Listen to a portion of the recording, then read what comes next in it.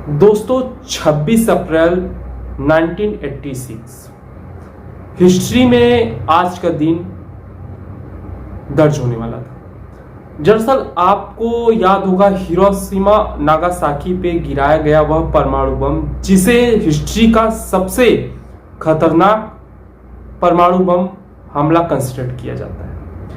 लेकिन अगर मैं आपको कहूं कि इस परमाणु बम से भी ज्यादा खतरनाक कोई परमाणु दुर्घटना हिस्ट्री में हुई है तो आप जरूर आश्चर्य में पड़ जाएंगे। जी हां, मैं बात करने वाला हूं रूस में हुए परमाणु दुर्घटना के बारे में, जिसे चेरनोबिल की दुर्घटना कंसिडर किया जाता है। दरअसल जापान के ऊपर गिराए गए द फैट मैन परमाणु बम से 400 मल्टीपल टाइम्स ज्यादा खतरनाक रेडियो एक्टिव तरंगों को निकालने वाला यह दुर्घटना चेरनोबिल की दुर्घटना हो।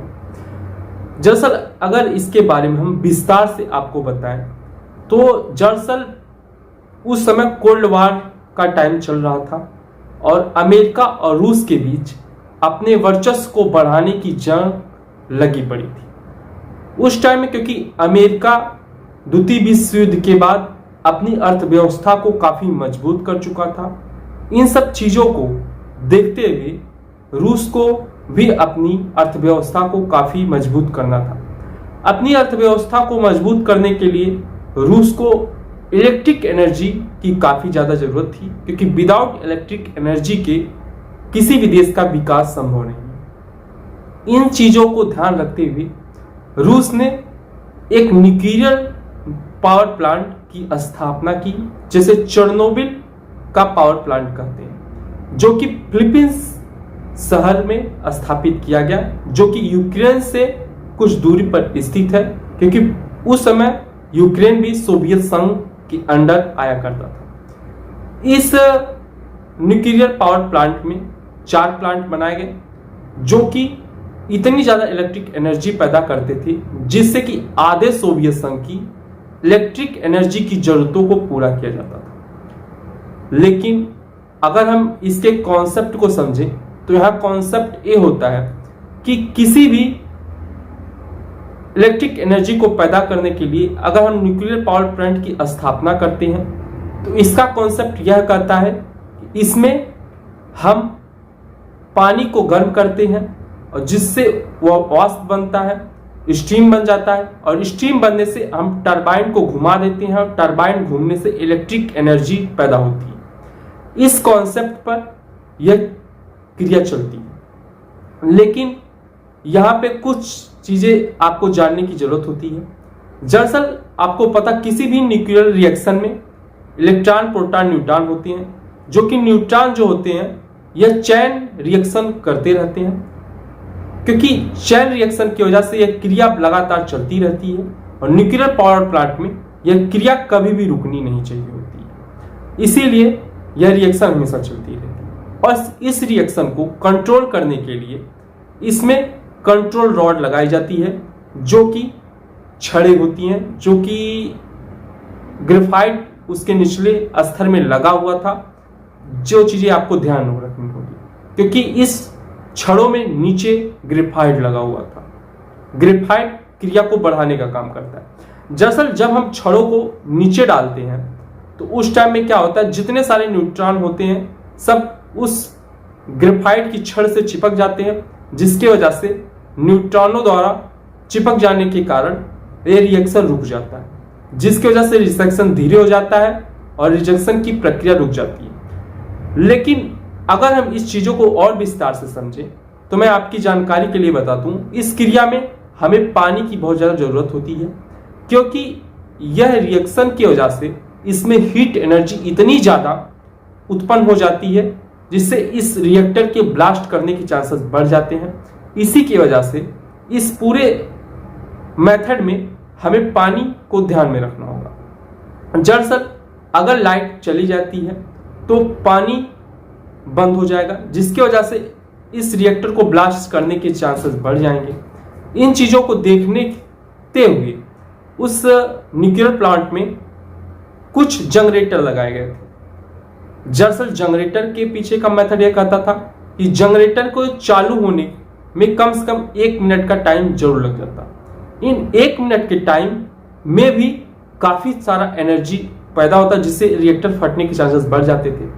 दरअसल इन्हीं चीजों को चेक करने के लिए 3 रिएक्टर पे यह काम किया जा चुका था और उन रिएक्टरों में यह मेथड अच्छे से काम कर रहा था, क्योंकि लाइट चले जाने के बाद भी कुछ एनर्जी उसमें रह जाती है, जिसकी वजह से 1 मिनट तक यह पानी लगातार प्रवाह होता रह जाता है। लेकिन यह चौथे रिएक्टर में यह एक्सपेरिमेंट कभी भी सक्सेस नहीं हुआ था। अब 25 अप्रैल 1986 को यह एक्सपेरिमेंट किया जा रहा था। उस टाइम होता क्या है कि यह क्रिया जब चलती है तो ग्रेफाइट की छड़ों को ज्यादा अंदर कर दिया जाता है, जिसकी वजह से वहां पे एनर्जी कम हो जाती है। इन चीजों को देखते हुए साइंटिस्ट ने क्या किया कि रिएक्टर में से छड़ों को ज्यादा से ज्यादा निकाल लिया, जिसकी वजह से यह और ज्यादा तेज हो गई। जब यह रिएक्शन और ज्यादा तेज हो गया तो साइंटिस्टों के दिमाग में कुछ समझ में नहीं आ रहा था, जिसके बाद साइंटिस्टों ने क्या किया, एक साथ सारे छड़ों को अंदर रख दिया। लेकिन यहां पे तो रिएक्शन रुक जाना चाहिए था। लेकिन यहां पे सोचने वाली बात यह थी कि साइंटिस्टों को यह ध्यान में नहीं आया गया कि उस रॉड के नीचे ग्रेफाइट लगा हुआ है, जो कि रिएक्शन को बढ़ाने का काम करता है। इसी की वजह से उस रिएक्टर में तुरंत ब्लास्ट हो गया। जैसे ही रिएक्टर में ब्लास्ट हुआ, वहां उपस्थित सारे लोग तुरंत ही मर गए और इस दुर्घटना से इतनी ज्यादा मात्रा में रेडिएशन फैली, जो कि हिरोशिमा पर गिराए गए द फैट मैन परमाणु बम से 400 गुना ज्यादा थी। जैसे ही यह घटना बाकी देशों में पहुंची, अफरा तफरी मच गई, यहां तक कि सोवियत संघ भी घबरा गया इस दुर्घटना से कैसे निपटा। लेकिन यह दुर्घटना यही नहीं रुकी। दरअसल इस रिएक्टर के नीचे पानी की आवश्यकताओं को पूर्ण करने के लिए एक तालाब टाइप कुछ बनाया गया था, जो कि उस रिएक्टर के नीचे था। अगर हीट एनर्जी बढ़ती तो वह पानी के पास पहुंचती और पानी तुरंत गर्म होता, जिससे, क्योंकि आपको पता पानी एक्सपेंड होता है तो जब भाप बनती तो एक्सपेंड हो जाती है, तो वह ब्लास्ट करता और ब्लास्ट करने की वजह से जो रेडिएशन अभी तक कुछ ही जगहों तक फैली हुई थी, वह रिएक्शन और ज्यादा होता और वह रेडिएशन और ज्यादा दूर तक फैल जाती। तो इस सब चीजों को रोकने के लिए, क्योंकि उस पानी के अंदर जाना पड़ता और वहां पे होल करके पानी को बाहर निकालना पड़ता था, जिसके लिए किसी व्यक्ति को अपनी जान जोखिम में डालना जरूरी था, क्योंकि बिना उस पानी के अंदर जाए यह करना पॉसिबल नहीं था। तो इस मिशन को द सुसाइड मिशन नाम दिया गया। इस मिशन को पूरा करने के लिए 3 जाबाज इंजीनियरों ने आगे बढ़कर अपने देश का नेतृत्व करने का काम किया, जिसे मैकेनिकल इंजीनियर कहा जाता था। जिन मैकेनिकल इंजीनियर ने काम जोखिम भरे काम को करने का जिम्मा लिया, वह अंदर गए और उतनी सारी रेडिएशन में से उस पानी को निकाला जैसे ब्लास्ट को रोक सके और इतनी बड़ी त्रासदी होने से बचा सके। लेकिन आपकी जानकारी के लिए बता दूं, फिर भी यह रेडिएशन इतनी ज्यादा पहुंच चुकी थी, पूरे यूरोप को अपने जद में ले चुकी थी। और शुरू में तो इसे यूक्रेन तक ही सीमित रखना चाहता था रसिया, लेकिन यह रेडिएशन जैसे स्वीडन तक पहुंची, स्वीडन के एजेंसियों ने यह पता लगाया इतनी ज्यादा आखिर रेडिएशन कहां से आ रही है। इन सब चीजों को देखते हुए आखिर सारे देशों को पता चल गया कि सोवियत संघ में किसी परमाणु रिएक्टर में यह दुर्घटना हुई।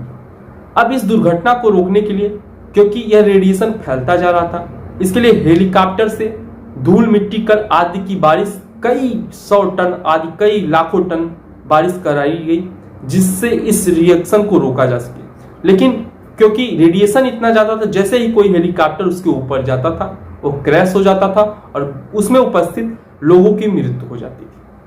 लेकिन इसके बावजूद भी रूसी गवर्नमेंट ने उस पर बहुत सारा बिलियंस ऑफ डॉलर लगाकर उसके ऊपर एक दीवार बनाई, जो कि कहा जाता है कि 28 सालों तक खींचे। लेकिन फिर उसके बाद रसिया गवर्नमेंट ने उसके ऊपर एक ऐसी दीवार बनाई जो कि आने वाले 100 सालों तक उस रेडिएशन को रोक सकती है।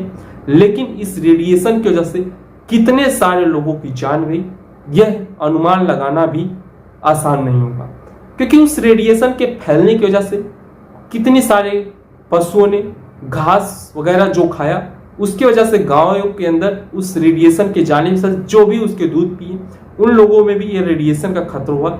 और इस रेडिएशन का असर अगले 400-500 सालों तक देखा जाएगा।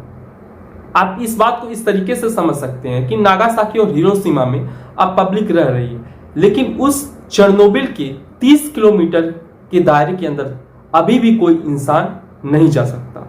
उस एरिया को पूरे पर्टिकुलर एरिया को ब्लॉक कर दिया गया है। इस घटना के बारे में हम इसी तरीके से समझ सकते हैं।